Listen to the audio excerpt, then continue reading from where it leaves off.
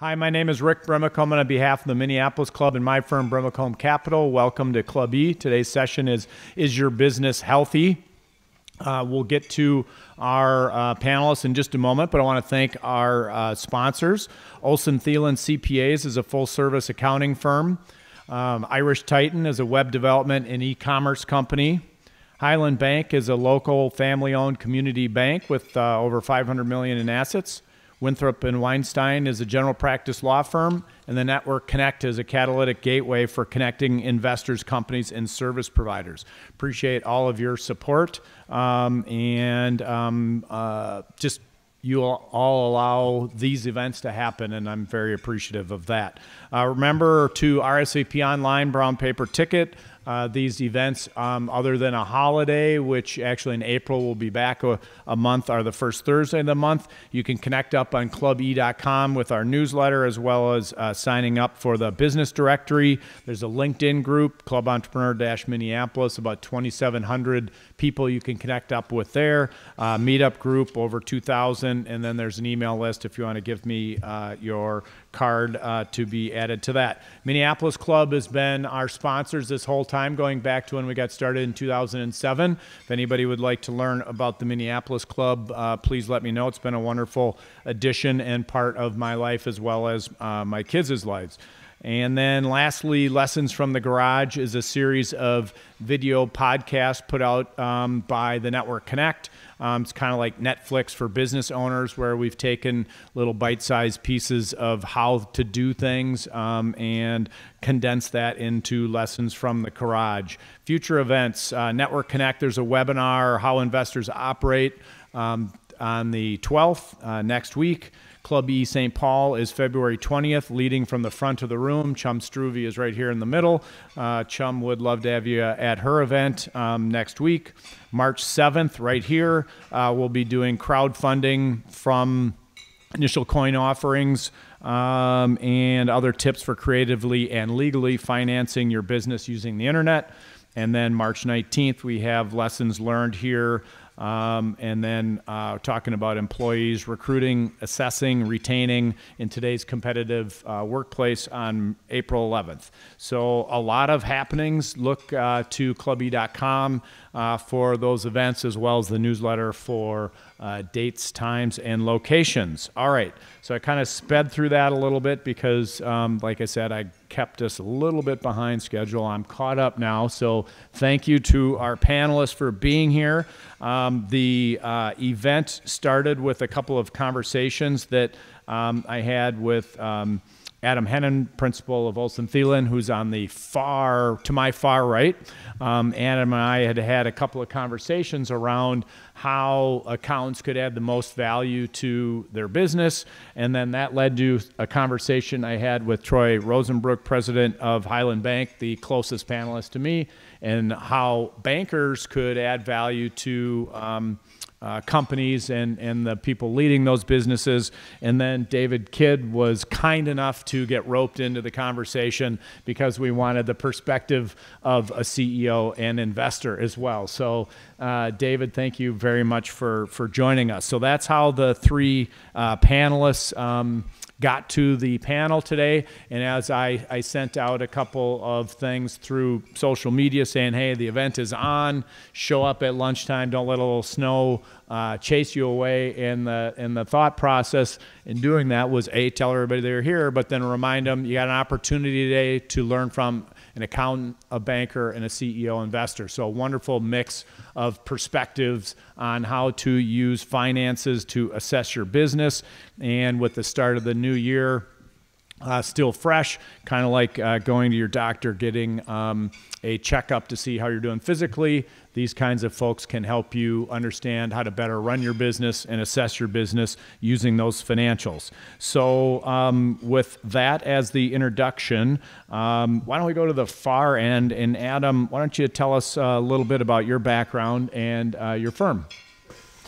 I'm an audit principal with the firm Olson Thielen, as Rick had mentioned. So my background is primarily in auditing and accounting, attest work. I also carry a certified fraud examiner credential, so I do fraud investigations and forensic examinations as well. So that's kind of my background. I don't do the tax things. So I know you all hate it. I hate it too. And so I'm fortunate to have professionals that really, really enjoy it. So they're all really busy right now. So. Great, thanks. David. Hi, I'm David Kidd. My career has focused around mergers and acquisitions, investing in businesses, and running businesses. I started my career working as a consultant, integrating smaller companies that had been acquired. Got my MBA out west at Stanford, spent a few years in Chicago as an investment banker, primarily helped selling companies. And for the past 10 years or so have raised capital, invested and operated in businesses. Currently, as I look for other companies, I'm focused quite heavily on an LED lighting business called NovaFlex up in St. Cloud. You may have seen some of our projects. We did the Grain Belt beer sign here downtown, which we're really proud of. And I'll ask a favor of this group, which is we're looking for a sales leader based in Minneapolis. If you know anybody, please introduce yourself and say hello after the group. I'd love to speak with you. But that's my background. Great, thank you. Troy. Yes, my name is Troy Rosenbrook. I'm the president of Highland Bank here in the Twin Cities. I have been a career-long banker north of 35 years, which makes me feel really old when I say that out loud. And really, I've grown up in the industry and sort of seen the changes that have taken place within the commercial lending side of things. And so this is, I think, timely to sort of talk about what currently is focused on versus perhaps what may have been forgotten or lost or misplaced for a while. So, great, thank you. Thank you very much, and thank you to you three for getting here despite the weather. And another interesting thing, I did 2 events last Tuesday during one of those days that it was super cold and had very few no-shows there, and very few no-shows today as well. So again, I appreciate you all making the effort to be here. So our topic today is your business healthy? Basically using financials to better understand and manage your business. Why don't we now take a couple of minutes each to kind of share your perspectives, each one of you, on our topic, and whoever would like to start, I'll let you go. Yeah, I'll go first. So when Rick and I had first started talking about the topic, the idea came to mind because a lot of people think of their CPA as a tax provider and that's it, but really it's a lot more than that if you want a full understanding of your business. We look at so many different financial statements, so we get a really good feel of what's out there and can assess kind of a pulse of things. And you pick up, tricks along the way of looking at a set of financial statements and quickly determining how healthy that business is or where the risk is. And then with my background as a CPA, everything we do is risk-based. When I go in and do an audit, we do an assessment. We try to identify where the risk is in the business so we know where to put our audit procedures and where to focus our audit and direct our audit. So that just kind of brought the discussion up on things that I might be able to share to help you focus on your financial statements as well and identify those same risks and take that same pulse. So. Great, thank you. Rick, this may be an unusual take, but I think in terms of whether a business is healthy, it really is organization and ownership specific. So if a business is meeting its objectives and the owner is happy with its progress, I think it's healthy. And of course, if it has cash. But I've seen companies where there's an entrepreneur and they don't have a management team, and a lot of the decisions are left to them, and they leave crazy, hectic lifestyles. And certain individuals thrive on that and enjoy it. And I've seen other owners in the same situation who are crushed by it. Conversely, I've seen a lot of investment group or private equity owned businesses that are growing and thriving and healthy and maybe missed an EBITDA target by 5% and the ownership is unhappy with its goals. So I think it's very situation, ownership, and business specific. But of course, having cash really helps. Great, thank you. Troy. Yeah, I think I would echo that. I think it's very situational. I mean, it is determined upon not only ownership, but also what the expectation is for the organization. Is there a growth expectation? Is there a lifestyle business that really wants to be most important, or that is most important? Is there an exit plan down the road, and are they prepared for that exit strategy? So I think a lot of things come into play when you want to define healthy, and I agree, it's very situational. Okay, Great. And then in terms of how the event can go today, I have a couple of questions for them individually, and then we've worked through a list of questions that we will be talking about as a panel. But please, as we're going through this, if you have a specific question or want clarification on something we're doing, please raise your hand and I'll try to weave you into the conversation and get your question answered. So why don't we start down here, Troy, as it relates to financials. Someone reaches out and they say their banker wants financial statements. What do the bankers really mean and want by that? Like any good panelist, I'll say it depends. You know, and that is the right answer. It depends on the size of the organization, the complexity of the organization, the credit needs of the organization. Generally speaking, as complexity and size goes up, the expectation on the bank's part is the quality of the financial statements also goes up. You know, as you have a simple, smaller company, you know, maybe a tax return is all you really need.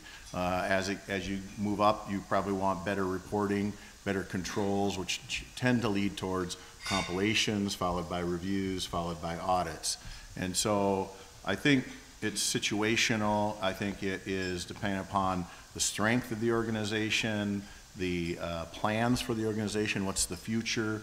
Are we talking about a sizable credit need today, or are we talking about a smaller credit need today that could blossom into a larger credit need down the road? And so I think what I'd say is you need to talk more about your business before you know what it is that you should be supplying or what the expectation the banker should have about what they should be receiving. Just a quick question on the expectations and maybe your requirements. Would you rather see people kind of inundate you with a lot, or would you rather see people kind of meet whatever requests that you have? You know, I think for initial conversations, it can be a spreadsheet. It can be something you put together to sort of deliver a message. I think that's more than adequate. Ultimately, again, depending upon the size of the request, that level of detail is going to have to increase as you get further down the path. So, I mean, sure, do we like to get a stack of paper this thick with, you know, audits and tax returns and collateral audits and appraisals? That's great. It doesn't really work that way generally, and I don't think that should be the expectation either. Okay. All right, great, thank you. Adam, let's jump down to you. So if we start with some kind of financial statement basics, can you give us a few kind of distinctions from an accounting perspective, audits reviewed or compiled, full disclosure or not full disclosure, cash taxes, tax basis, GAAP, a few kind of definitional things? Sure. Yeah, so if you know, if Troy is asking for financial statements for a banker, and then we get a client come in and says, I need financial statements, if it's as simple as they just need financial statements put together, a compilation is what you're looking for most likely. It's literally taking numbers and putting them into a financial statement format. There's no work being done with those numbers. I mean, you could compile your own financial statements. So really it's either you don't have the time or the ability to put them into a financial statement format. That's all it is. And then the step up from that is a review. So a review is primarily inquiry based for an our end. So we'll beat the numbers around a little bit and ask questions if something doesn't make sense, but that's about where the line stops. And then the maximum opinion where the assurance comes in is on the audit really is, and that's where we confirm balances. So we go to third-party sources, we confirm with the bank that cash is what cash is. We trace items to invoices. So that's where you're going to get the highest level of assurance, and that's where when you're looking at the financial statements you can know with some confidence, assuming there's no fraud taking place behind the scenes, that the numbers that you're looking at are solid numbers, and that's where the company actually is. When you're talking full disclosure, no disclosure is simply just a statement-only financial statement. So it's balance sheet, income statement, maybe a cash flow, and that's it. With disclosures, it adds a lot of other information to those financial statements. So it might flag something like a revenue concentration where the company has 2 customers that make up 90% of their revenues. That's pretty important information to know. It might also identify other things like they have loan waivers that they've failed the last 3 years, or they have other unknown commitments out there. So maybe they signed into a purchase agreement that is committing them to a financial commitment over the next 5 years. That's also important information to know. So full disclosures adds that. Tax basis versus GAAP. GAAP is a monster of accounting rules and regulations that says you have to accrue for things that you think might happen or might not happen. Tax basis is kind of like a cash basis, so you record it as you incur it. So you pay the check, you record the asset. You don't typically record things like receivables or prepaid expenses, stuff like that. So Great. Great, thank you. David, your undergraduate degree was in accounting, then you went back and got your MBA. How do you incorporate financial assessments into your due diligence and investment process? Because you wear an investment hat, but then on an operating hat, how do you use financials to manage your portfolio companies, and is that any different than the investment side versus the management side? I think they're actually quite similar. And how many people have taken Strength Finders? So my number one is analytical, which people that work with me have come to realize to appreciate that, or at least adopt to it. And heavily looking at the income statement and really understanding the sources of cash flow in the business is really important as we look at a company. And so we'll start with the revenue and certainly look at the revenue growth rate. Is a company growing? If so, at what pace? But then diving deeper, is that revenue coming from one or two accounts? One primary industry or others? Is it driven by one salesperson? Are there concentrations? It's very common for businesses or entrepreneurs to have success with one big client, but has that translated into others? Is the revenue ongoing? Is there sources of repeat revenue or reoccurring streams, or is it project by project? And do customers place orders in the future, or is there churn? So after looking at the revenue, certainly margins help quite a bit, and that helps determine, I think, the type of value being produced by the company. We look at the SG&A and expenses required. Oftentimes, as we look at investments, we'll see owners that have either deferred or decided not to make investments in the business, or even not given certain employees raises for a while because they've tried to increase their profitability, and we wanted to be able to understand those trends. And then finally, we'll look at not just the EBITDA or the cash flow of the business, but we'll look at the CapEx. What's required? What's the free cash flow look like? And so as we size up those things, that's what we do when we look at investments. I think one of the philosophies we've taken from a statement out of the sales world is everybody has a story, but the numbers don't lie.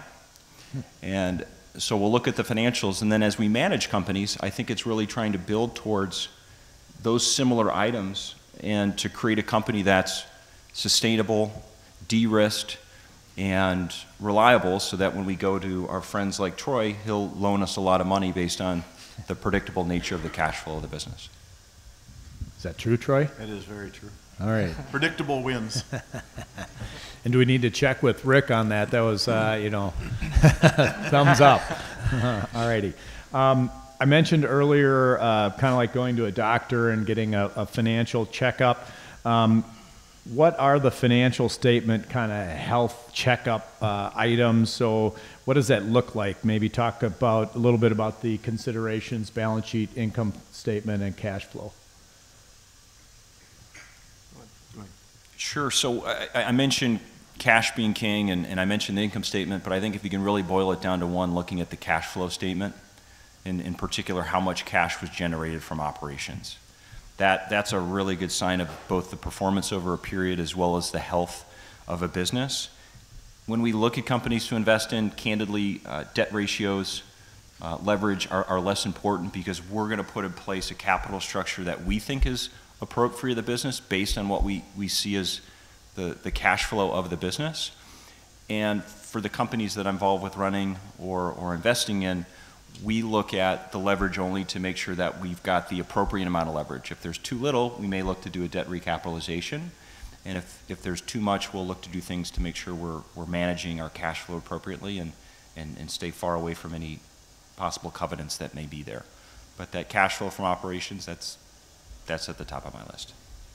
Yeah, I maybe echo some of that. I mean, certainly cash flow is king, and I think whether you heard it here, or you heard it from other places you've been, other seminars, but I think the balance sheet, I think when I started in banking, the balance sheet was much more important. And we went, to the income statement, then we went to cash flow. And so I think at times the balance sheet has been sort of lost. And I think for David's purposes, I think that makes sense. He's looking for a, optimal level of leverage from an investor perspective. I think leverage is becoming a little more important than it has been in a long time, if for no other reason is we have a rising rate environment, or at least relative to the last decade, we have a rising rate environment. And so, for a long time here, leverage, I won't say it didn't matter, but it didn't matter as much. And I think, if we continue, which is a big if at this point, but if we continue with a rising rate environment, that same leverage is going to, we'll be reminded of the double-edged sword that leverage can be. And so I think cash flow is king, but I wouldn't lose sight of leverage within a particular company. And I'd also add to that a little bit the same with liquidity. It has become sort of less important to talk about. But I think, again, that is something that's changed as we work through the financial crisis and then into better stability. I think a little more attention paid to that, especially if you have certain plans around expansion, whether that's organic or acquisition. Though you want to position your balance sheet to accommodate those kinds of actions in the future too, depending upon what your strategic plan is. Yeah, and I'll echo that as well. The cash flow statement, in my opinion, is probably one of the most overlooked statements, but David's right. Operating cash flows is a very telling number to look at as far as taking a pulse of your company, but then also important is the balance sheet. If I were to look for risks doing an audit, and I see poor cash flow from operations, and then I also see on the balance sheet that they're highly leveraged, I'd have some serious concerns about the company. And then looking further into the financial statements would be the disclosures, and if I see things like revenue concentrations over one customer, now I'm even more concerned because, like they were saying, it's the projection that you're looking for and trying to anticipate that next business move.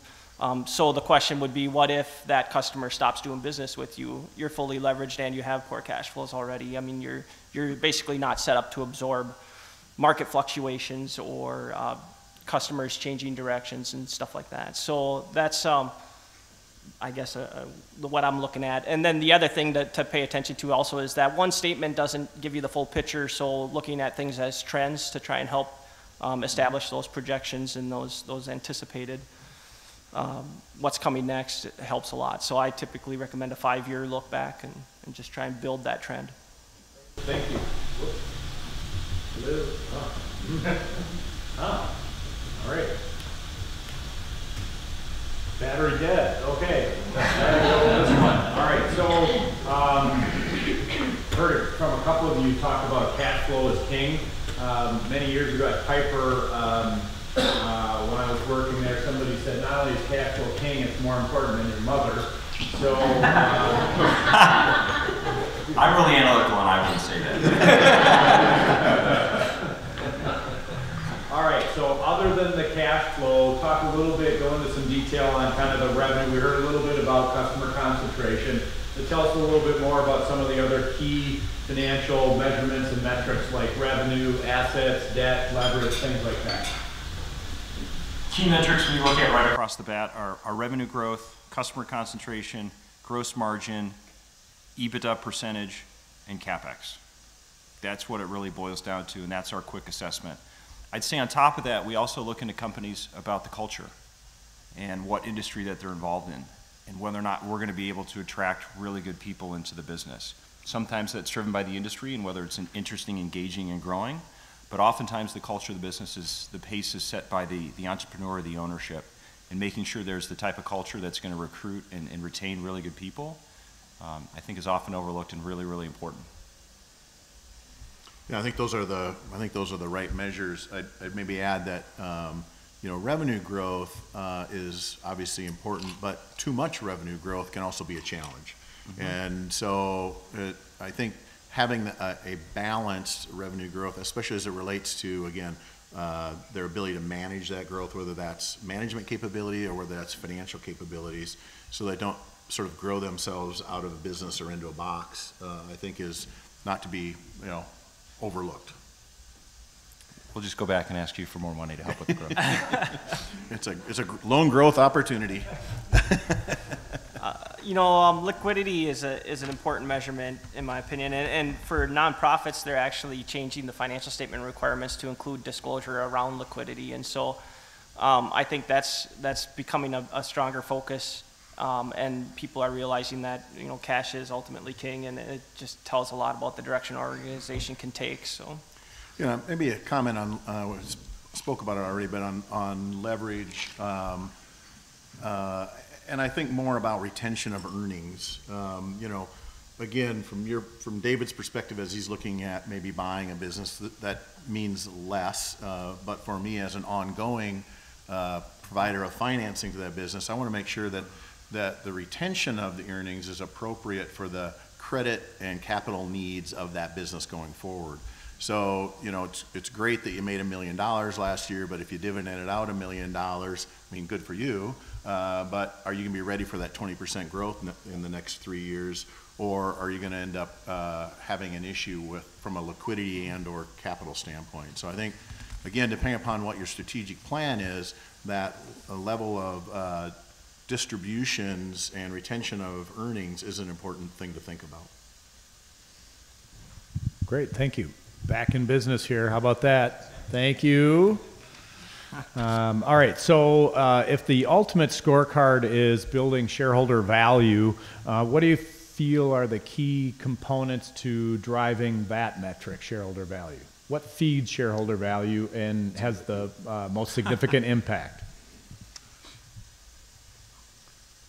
Well, the simple answer would be simply the EBITDA and the multiple, or in some industries or businesses, the revenue and the revenue multiple. But I think the EBITDA is fixed and known.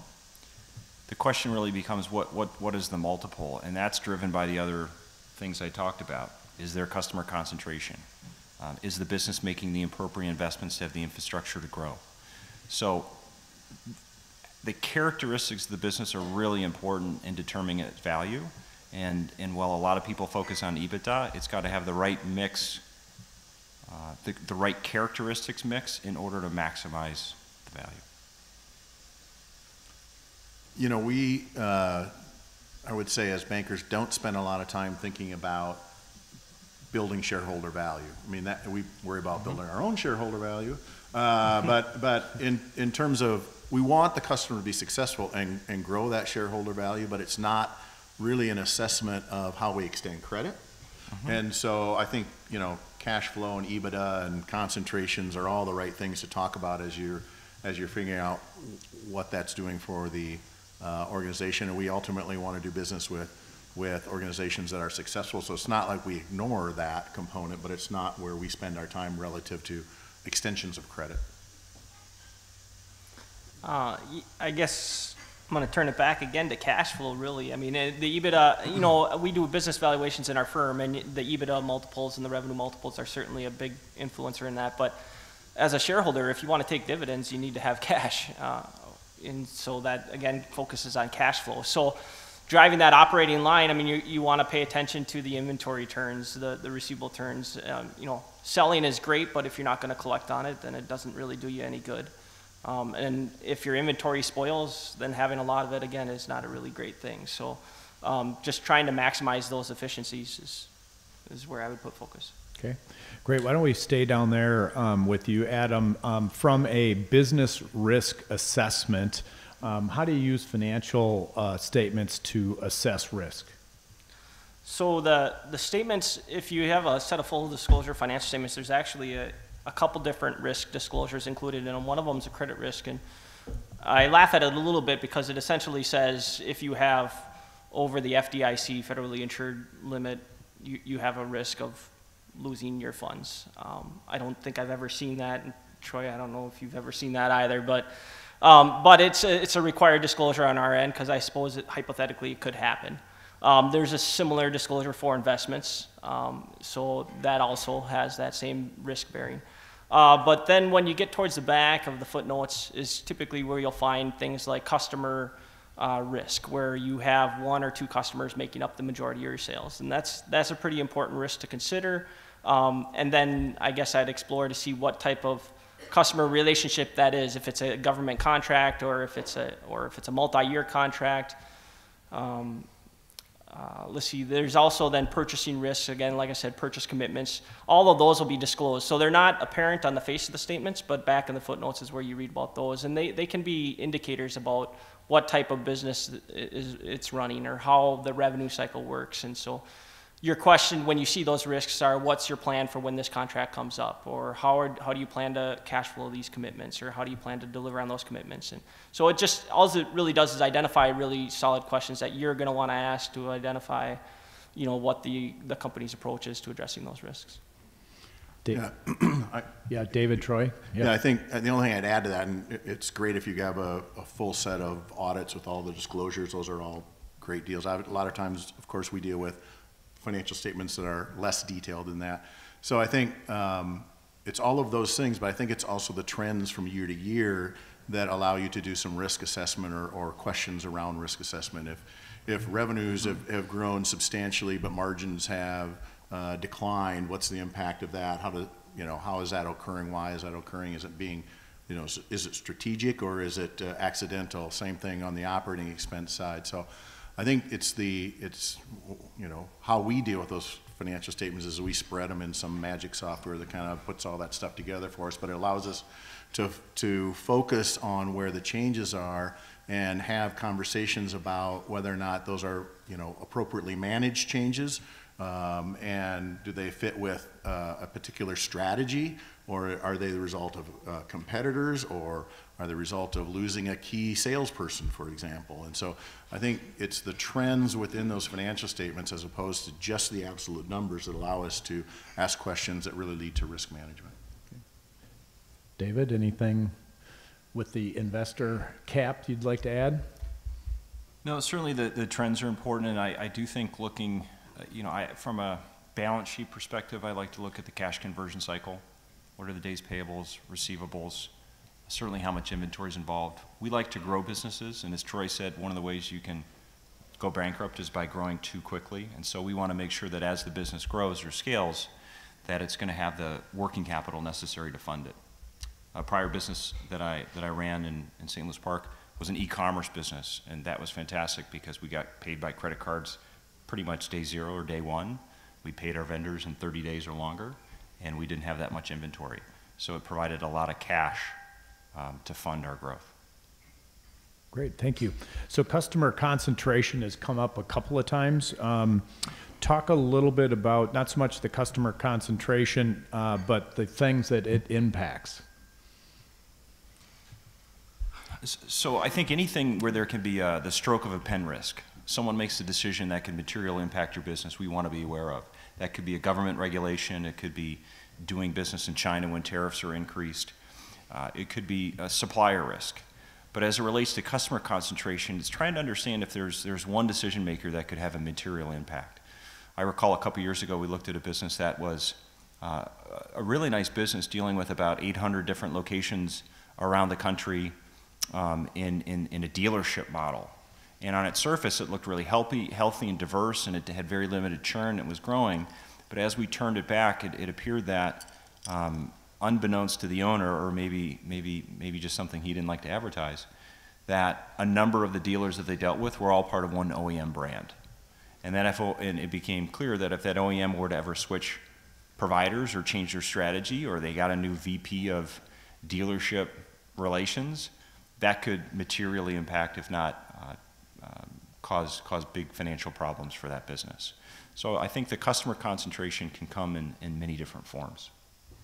I'll add to that. I mean, there's really the revenue risk, as you spoke about, which is that business, that relationship goes away, and suddenly there's a big hole of 30% in your revenues or something like that. I think there's also the credit risk associated with that, especially if you're extending credit as an accounts receivable. So great, you kept the relationship, you've got the sale, you still got your 30% concentration, but now that business has a problem and can't pay you, so now you have a receivable issue. And then I think lastly, there's also a bank side issue as you're trying to finance those receivables. As the concentrations increase, it becomes more and more difficult for lenders in general to finance all of those receivables. So they may try and scale those back, have lesser advance rates, those kinds of things on those receivables. It wouldn't be uncommon that a lot of small businesses get started with 1 or 2 or 3 relationships. That's a very common model, and it works very well for them early. But I think as they continue to grow, it's really important to diversify away from heavy concentrations for all the reasons we just talked about. I think sometimes that's hard for businesses to do when that's who got them started, that's where their primary relationship is. But I know that's a conversation we have on a regular basis with our customers about concentration risk, and it's all of those things. It's revenue, it's credit, it's advance rates, it's important to understand.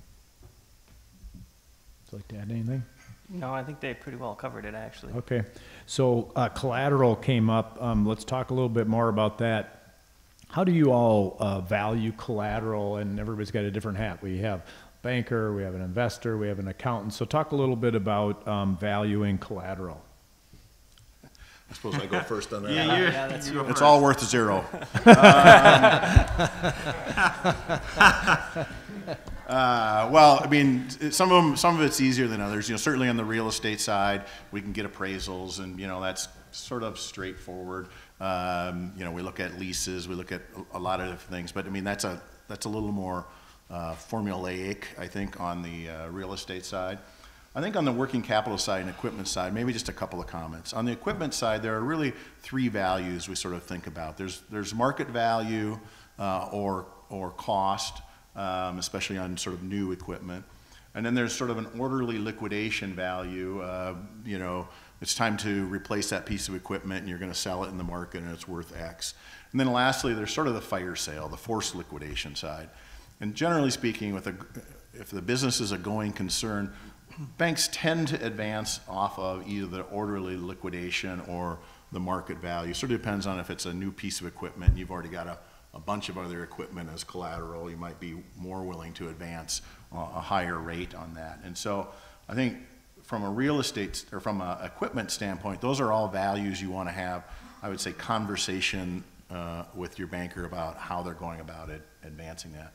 I would add to that, with specialized equipment, it becomes a little more challenging. And so, if you're going to finance a server farm someplace, you probably need to understand how long that lasts, what it's good for, how you liquidate that. And so for very specialized equipment, that becomes a little more difficult. On the other end of that, for trucks and trailers and dozers and, heavy equipment, there's a pretty good market for that. It's pretty easy to arrive at a value. And so those are all things we think about relative to equipment. On the working capital side, banks are generally willing to lend on receivables, and you usually will hear something like, "Oh, we'll lend 80% on that receivable." Well, that's a great starting point. It's not right, it's not wrong, but there are other considerations. I talked earlier today with someone who was a contractor, and they have bonded receivables. Well, if there's a bonding company involved, the bank is generally behind that bonding company as it relates to that receivable. That's, from a collateral standpoint, that's a less desirable receivable. If it's a government contract, depending upon exactly which government contract we're talking about, those are difficult to really get security interest in. They can be done, but it's a little more time consuming. So I think there are always specialties within those things. And then lastly, I'd say on the working capital side, while I'll say traditional bank lenders will lend on some amount of inventory, that's not really their specialty. I know we have a couple of folks in the room that do asset-based lending.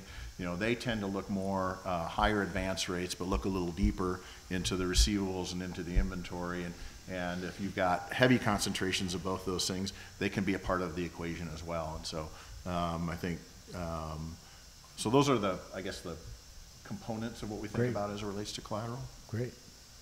Yeah, the only thing I guess I'd add is to make sure that, I've seen it, I guess, a few times where receivables are valued as collateral, but it's the 30 to 60 days is all they want to put the value on. And in a couple situations, I've seen it where the business had a much longer aged receivable as part of that's how their business functioned. And I don't know that the banker fully made that connection. So we sat down and fully explained, hey, they have holdbacks. They don't collect on these till 90 days. That's their business cycle. Once they understood that, they adjusted the ratio. So it's a matter of understanding your covenants and then making sure that that makes sense with your business model and just making sure those align. So. Great, thank you. David, anything you'd like to add? It may surprise Troy to hear this, but typically I value collateral close to zero as well. Although I generally look at more cash flow oriented businesses, which can be tricky for Troy at times. But it really places the importance on the financial statements and making sure that there's predictability in the cash flow themselves. Oftentimes businesses that I acquire simply have inventory, pallet racking, and computers. And so there needs to be a fair amount of certainty that that business is going to continue. And if we get comfortable that the customer relationships will transition, that there's not too much customer concentration, generally the AR is going to be pretty good and that cash conversion cycle is going to continue.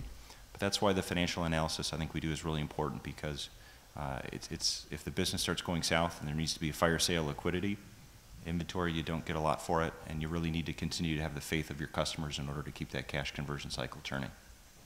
Great, thank you. I mean, I'd just like to add to that. I think that what was implied there is, in both those comments, was really communication with your bank and really a more customized approach to what the advance rate would be. I mean, getting a proposal that says you're going to do 50% of inventory and 80% of receivables really doesn't get the job done.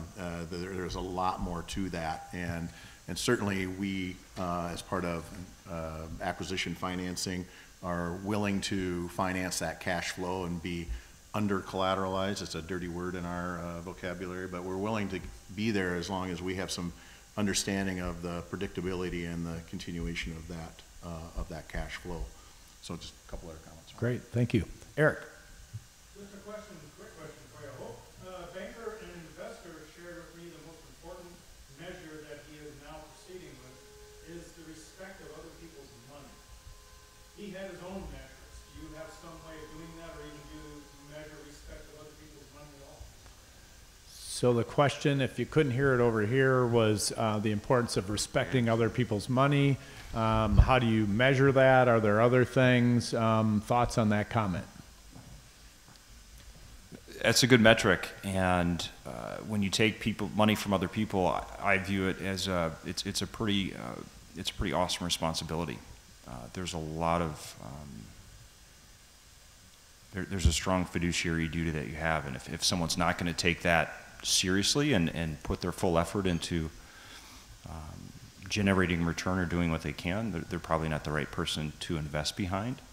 If your question is, and I think, Rick, this is coming ahead, what metric or maybe a trick of the trade or what do we really focus on? I like to focus on the personality, the culture of the owner that really permeates throughout the organization in many ways that are hard to perceive initially.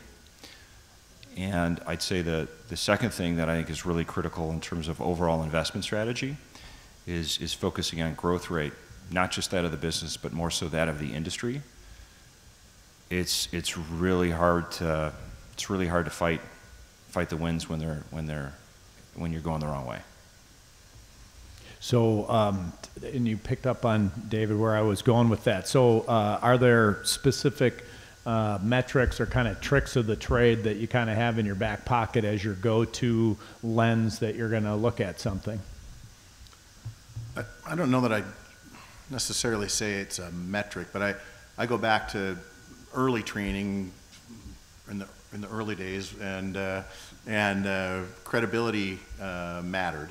There were the 5 C's of credit, and I think that tends to ebb and flow in terms of its importance, or at least in some people's minds. And so, part of that is knowing who you do business with. Part of that is background checks before you get into business with somebody else, and those are tools that we employ. I mean, I hate to say it, but sometimes it's as simple as a credit bureau check in terms of how they handle other creditors.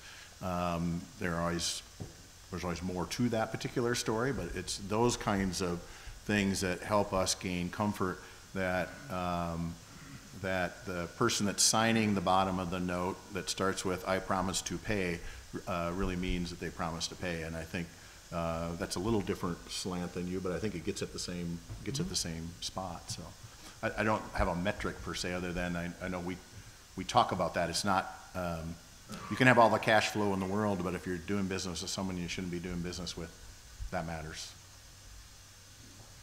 Adam?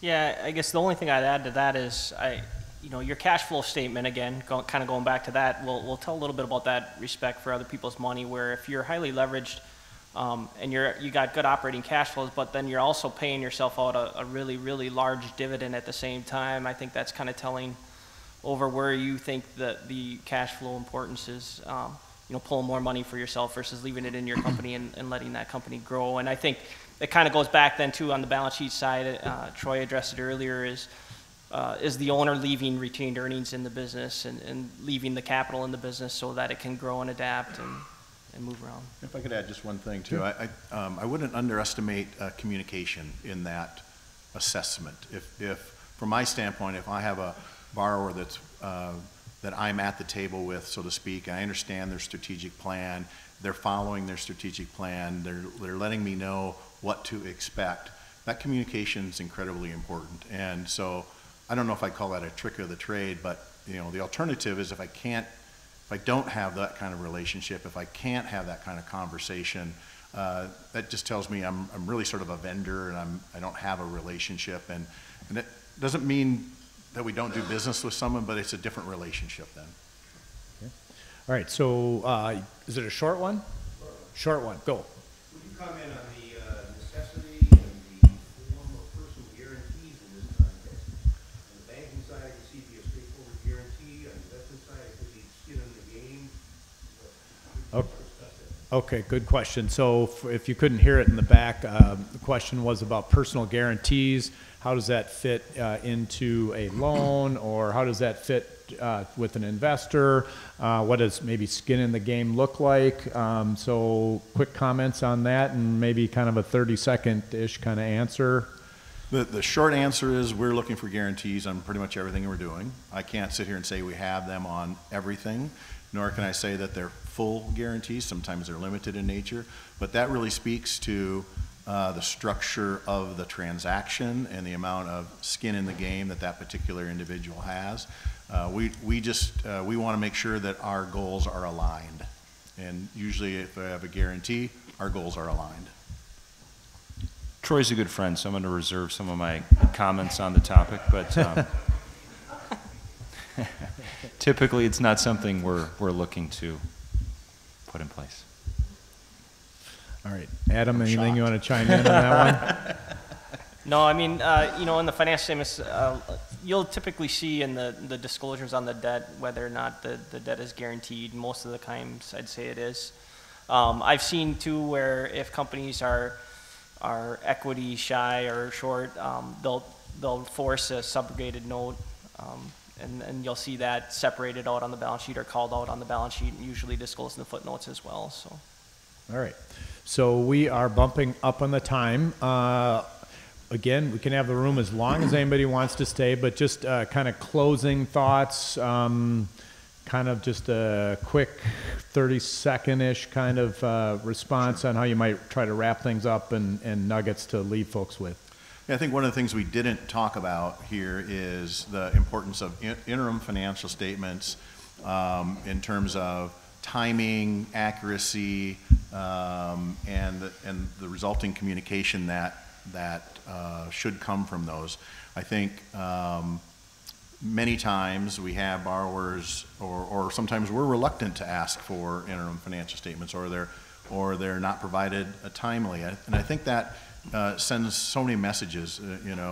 Are they not being prepared? How do you manage your business if you're not getting a quality interim financial statement? I think for smaller businesses, it just seems many times like something extra they have to do. But I look at it from the standpoint of really they need those to run their business, and what a great tool to have a conversation with their banker about so that there aren't surprises. So we didn't talk anything about that today, but I wouldn't want to leave this without bringing that up. And it relates to projections as well, and how your performance is relative to your own projections. I guess I'd like to pull some attention to things you won't find in financial statements. Usually when we issue an audit, we also issue a couple of letters that can sometimes be telling, and they're not required, I don't think, to be shared with other people other than management, but I'm certain you can ask for them and they might be willing to share them. But one is the letter addressing internal controls, and that goes a little bit to what Troy was saying, is what kind of shape are the records in? Are they reliable? If you wanted to create an interim financial statement, are you able to rely on that information? It'll disclose how many adjustments were recorded as part of the audit, which I think is telling as far as what type of shape the records are in. And then the other thing is David actually alluded to it a little bit, is the internal structure of your team. Is it one guy that's doing all your sales, or is it a team approach? You know, so you have some internal concentrations potentially that aren't disclosed in a financial statement that are equally as important to your business. And so it's just being aware of those things as well. I think it's good to reflect, and I always enjoy being around entrepreneurs, because whether a business is healthy or not ultimately depends on, again, if it's meeting the owner's objectives, their desires. And those two things can be very different for different individuals or different groups of owners. I think whether you have a healthy business, the other thing to look out for is to know what you can't control and be aware of those things that you can't. And that oftentimes comes down to what's taking place in the industry and whether you have the winds against your back or not. Great, thank you. So a special thank you to Blake over on the video over here for rescuing me with the mic. Thank you, Blake. Olson Thielen and Adam Hennon, thank you very much. Irish Titan over here, I have Shane Galvin.